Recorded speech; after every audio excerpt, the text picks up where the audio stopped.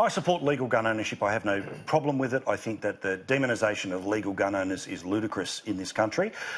Illegal guns is the problem. Never forget that multiple times under multiple Prime Ministers and multiple versions of the Liberal government in the past 6 years, the Labor Party voted against, multiple times in the Senate, mandatory jail terms for people who import illegal guns into the country. Refused to do it because, we don't agree with mandatory sentencing. Well, I'm sorry, there's not a lot of, accidental criminals who are 12-year-olds who are going to start bringing in crates filled with guns.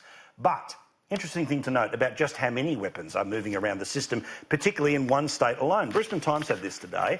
More than 15,000 weapons licences were issued in Queensland in the past 3 years. There's now 200,000 people in the entire state who have one.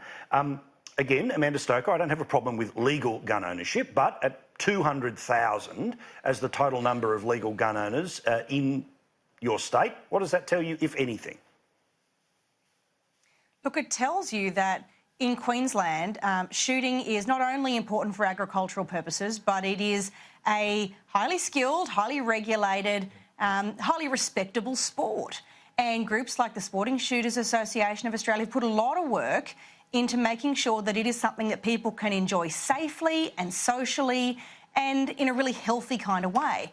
What's important about the research that's been, covered in today's press is, I think, that which comes from Dr McPhedran from Griffith University's Homicide Research Unit, and that says that there is no correlation between the number of gun licences or indeed the number of guns in the system and gun incidents, gun violence, gun crime. What matters is unlicensed weapons. What matters is the illegal weapons in the system. And we've got a government here in Queensland under Labor who are soft in every possible way on illegal guns, on gun crime, and on seriously dealing with the problems associated with this kind of crime. Don't demonise people who are running their farms or engaging in a healthy, normal sport.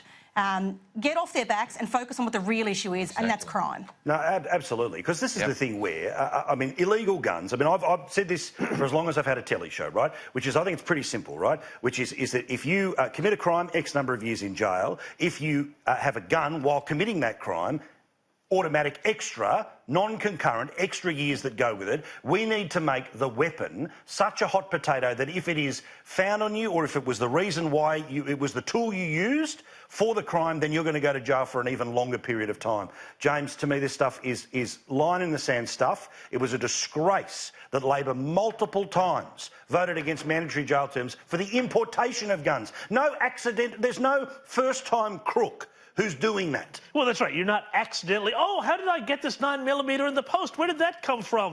Misclicked on Amazon or something like that. That's just not what happened, you know? You can Google it, Carrie, that's right. But that's exactly the point. I've prosecuted cases where people tried to run that defence. I'm sure there probably if there was that connection between gun ownership, legal gun ownership, and crime, Queensland would be looking like, the worst sort of American city right now. And it's not, because responsible gun ownership is legal gun ownership, and the crime you're committing is already illegal. So, well, it's that thing over on one of those conspiracy theory news websites that, if it's not begging for donations, are talking about us. They love a story that says, there's X more guns than there were 2 years ago, 3 years ago, 4 years ago, Gary, because they're trying to say that this is the indice that points to the increase in gun crime, when the actual number is the one that, well, even if you ask the police, it's almost impossible to put a number on, but I know it's in the hundreds of thousands.